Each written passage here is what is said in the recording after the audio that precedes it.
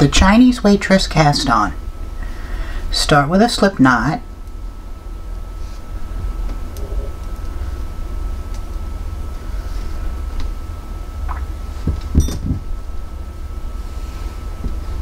Hold the needle in your left hand and lay your right needle over the working yarn.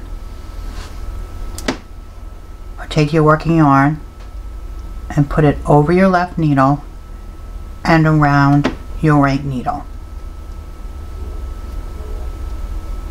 and pull it through. Take your right needle out, turn it around and put it through the loop the other direction. Take your working yarn, put it around your left needle, then your right, pull it through. Now you have 2 stitches on your right needle. You want to bind off 1 stitch.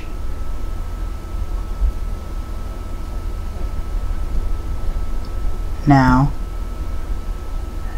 remove your needle, put it in the other direction,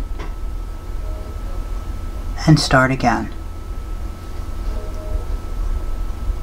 Over your left needle, around your right needle, and through. Bind off a stitch, remove your needle, put it the other direction, and continue doing that.